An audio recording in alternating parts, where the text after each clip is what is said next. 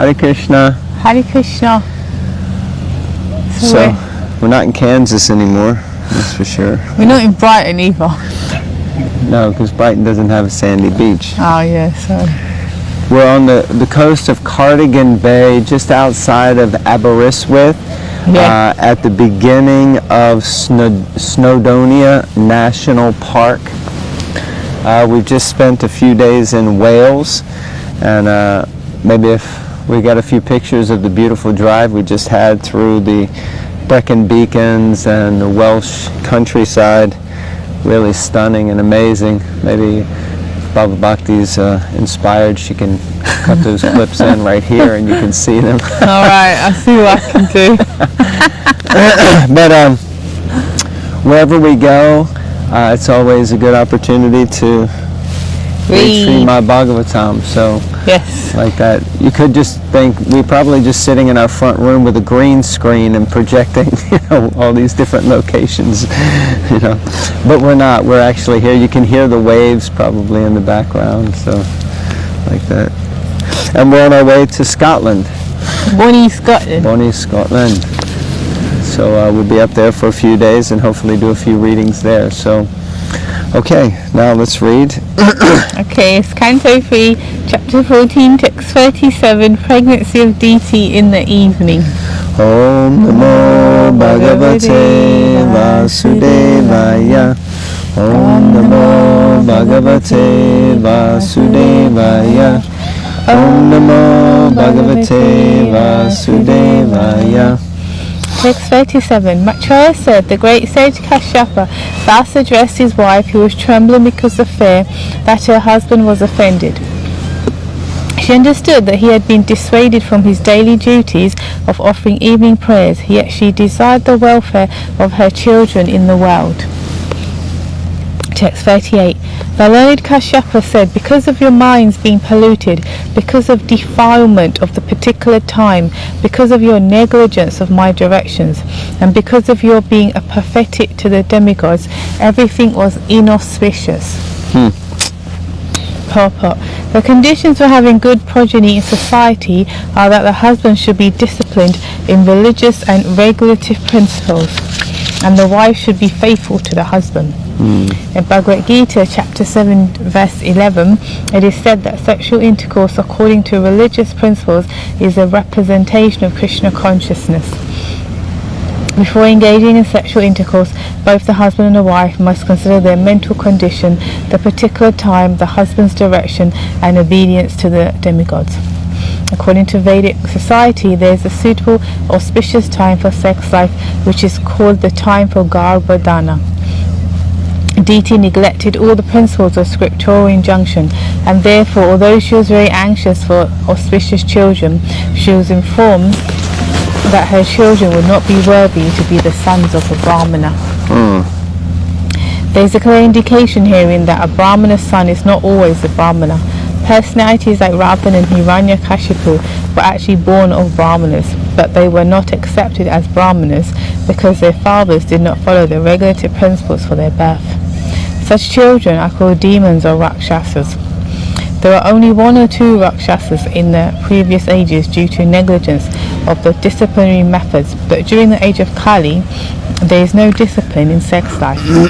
How then can one expect good children? Certainly unwanted children cannot be a source of happiness in society, but through the Krishna conscious movement they can be raised to the human standard by chanting the holy name of God. Of the God. That is a unique contribution of Lord Chaitanya to human society. Wow, powerful. Lots of instructions in that purport, yes? Any thoughts? Yeah, it's true about how children are brought into the world and the parents' consciousness and who they are, and a lot of times the child is an unfortunate byproduct of sense gratification. Yeah, and it's sad. You see it in the news. I saw something just the other day, quite sad, in America. There's a big trend on this thing. I'm old, so I don't know these TikTok. TikTok. And then like it's a big trend, it's like they do monthly things, and this girl, high school's like 16, 17. So the trend is you have to go up to a teacher and slap them, and so your friend films you. And so this girl did it. The teacher was in a wheelchair because she's disabled. Actually, she could hurt her a little bit badly, and it was really sad to see that. And the girl that got arrested in America, they don't mess around, which is good. In her mugshot, she was grinning, there was no remorse. And someone was commenting, bad parenting, like someone, this is a product of bad parenting. Like, what is that? Like, why would go to school and be like that and not be fearful? Forget fearful of the teachers, but I mean, I'd be fearful of my dad. It's like, you just don't do certain things. So yeah, it's sad, They're like, they themselves are products of an environment that clearly there's nothing higher, if you know what I mean. There's nothing, not compelled to do good. Yeah, it's society is really moving in such a way that it's churning out, people who really have a lot of, mostly disregard for any idea of spirituality, religiosity. So there's a big responsibility to being a parent, Yeah. And here it's mentioned time, place, circumstance for conception, and the Garbhodan samskara, which is the samskara at conception. In different places, Prabhupada says different things about that, chanting, I think it's 50 rounds, basically, according to Sakriya Sardipika, it's simply one or two mantras, and it's not a whole big thing, but it's actually meant to be a process of us understanding that we're bringing a child, we're bringing a soul into this world, and that's going to be a big responsibility. And so let us please attract a good soul to bring into this world so that we can help to bring them up in Krishna consciousness and help to give them the best opportunity for spiritual success, like that. Anyway, lots of different things. Yeah, unwanted children cannot be a source of happiness in society, as you were saying, So, okay, read on, text 39. O haughty one, you have two contemptuous sons born. You will have, thank you. You will have two contemptuous sons born of your condemned womb. Well, this is a nice way to speak to your wife, huh? Unlucky woman. Haughty one, unlucky woman. They will cause constant lamentation to all the three worlds. Oh dear. I mean, just imagine before your children are even born, you're like already realizing they're going to be like scoundrels. Contemptuous sons are born of the condemned womb of their mother. In Bhagavad Gita 140 it is said, when there is deliberate negligence of the regulative principles of religious life, the women as a class become polluted, and as a result there are unwanted children. What's the word? Unwanted children. Oh God, I can't believe it's just gone out of my head. Adharma Bibhava Krishna Parushanti Kulashya Shishu Distashu Varshana Varna Sankara, unwanted children. This is especially true for boys. If the mother is not good, there cannot be good sons. The learned Kashyapa could foresee the character of the sons who would be born of the condemned womb of Diti. The womb was condemned because of the mothers being too sexually inclined and thus transgressing all the laws and injunctions of the scriptures. In a society where such women are predominant, one should not expect good children. Seems like there's a big helicopter coming up into the picture. Any thoughts? It's kind of self-explanatory, huh? Yeah. Yeah, but seems, he's not happy. He's probably a bit upset. He didn't want it to happen. He tried to give good instruction. He tried to give good advice, and then, but she was like, no, anyway. And so then, but afterwards, then he's like upset, surprise. So there you go. Text 40. They will kill poor, faultless living entities, torture women, and enrage the great souls. That's not Wow, right. that's not inspiring, is it? Purport. Demonic activities are predominant when innocent, faultless living entities are killed, women are tortured, and the great souls engaged in Krishna consciousness are enraged. In a demoniac society, innocent animals are killed to satisfy the tongue, and women are tortured by unnecessary sexual indulgence. When there are women and meat, there must be liquor and sex indulgence. When these are predominant in society, by God's grace, one can expect a change in social order by the Lord himself or by his bona fide representative.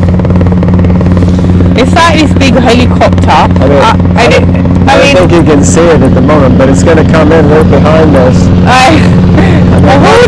Apart from it being louder than Hades, look how low this thing is to the ground.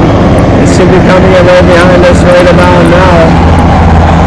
Oh, how come they can't see it? Okay.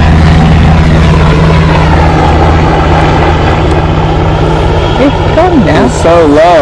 Wow. Anyway, goodness gracious. I mean, we've been here for some time, and I know, and it's like we're so far away from central London, and still we've got helicopters circling us and everything. The Bhagavatam attracts everyone. I see. I see. You don't see. They didn't see. It's a shame they couldn't see. You couldn't see. That was so Yeah, we low. weren't making it out. It looks like it's a rescue, and I think they must be searching for something or someone. Because there's a boat out there and all. Yeah. Rescue.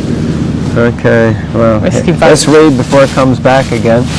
Yeah, rescue us. Yeah, well, we're reading the Bhagavatam. We're looking for Krishna, and we found him. Okay, text 40. 41. 41. I just read 40. You didn't read 40. Yeah. Oh, yes, you did. Okay, sorry. So 41.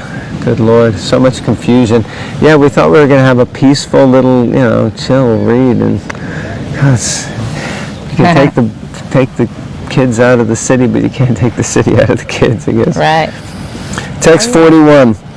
At that time, the Lord of the universe, the Supreme Personality of Godhead, who is the well-wisher of all living entities, will descend and kill them just as Indra smashes the mountains with his thunderbolts.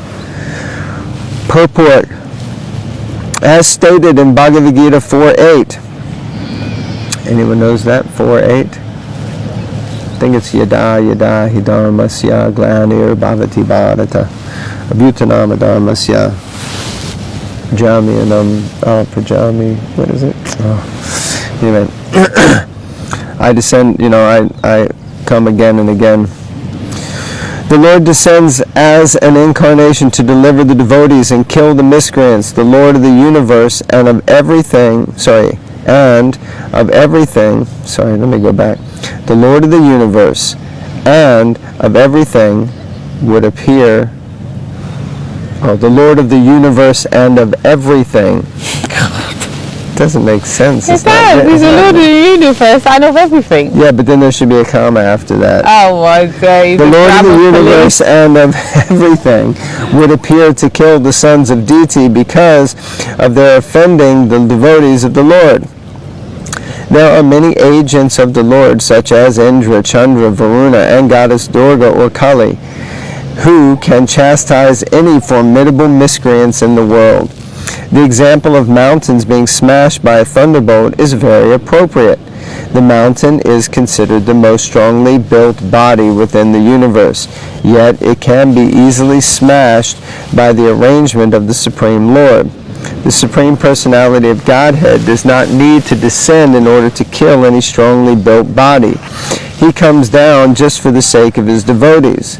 Everyone is subject to the miseries offered by material nature, but because of the activities of miscreants such as killing innocent people and animals or torturing women are harmful to everyone and are therefore a source of pain for the devotees, the Lord comes down. I'm not sure about this paragraph, this thing, the way it's written. He descends only to give relief to his ardent devotees. The killing of the miscreant of the Lord is also the mercy of the Lord towards the miscreant, although apparently the Lord takes the side of the devotee. Since the Lord is absolute, there is no difference between his activities of killing the miscreants and favoring the devotees. So interesting.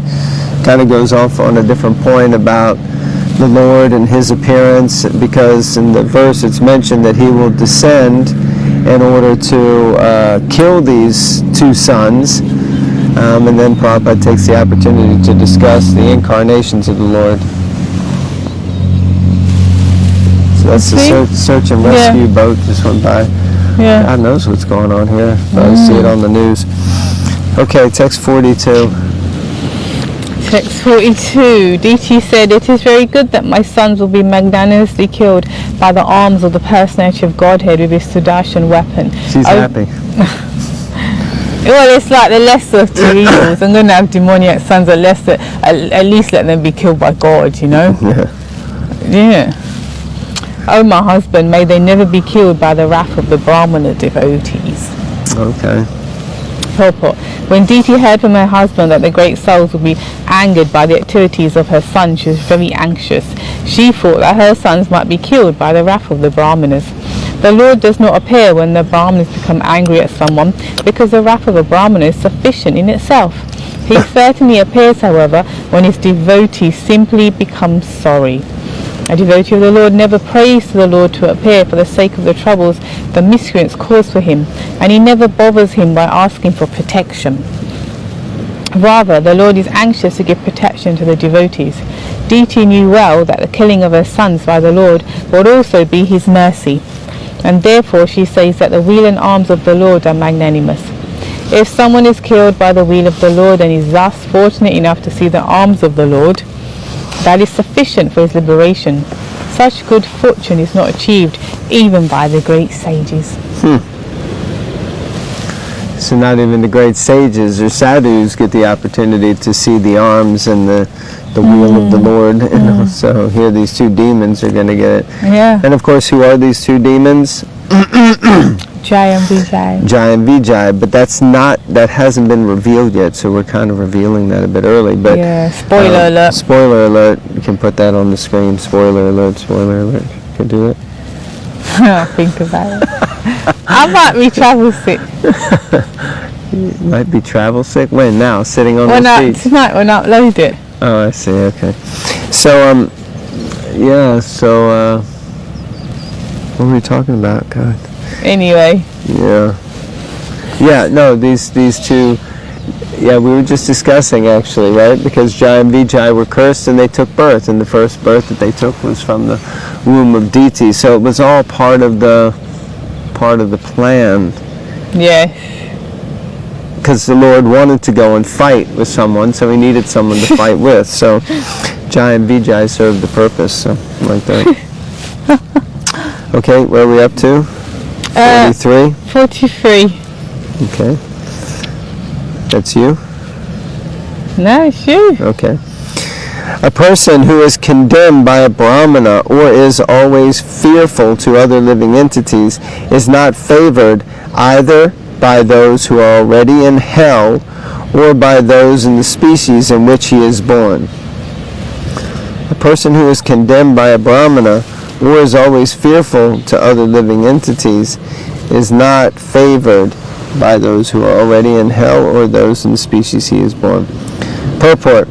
A practical example of a condemned species of life is the dog. Dogs are so condemned that they never show any sympathy to their contemporaries. That's very unusual purport, isn't it? Very unusual. These last two purports, and I'm calling into question. I want to know. Not in a way like it's wrong, but it just seems unusual, yeah. But we can look at the commentaries by Vishwanath Chakravarti Thakur and see what he put there. But okay, last one. think we'll end there only because there's enough next time just to finish off the chapter. Okay. So, in the mood of bite-sized Bhagavatam, we'll leave it there. Alrighty. Thank you all very much for joining us, and we hope that you continue to read the Bhagavatam and join us for these sessions as we travel around the UK and different places, and hopefully sometimes with different devotees also. Maybe we'll see you one day. Yeah. Hare Krishna. Grantaraj Srimad Bhagavatam ki jai. Hare Krishna. Hare Krishna.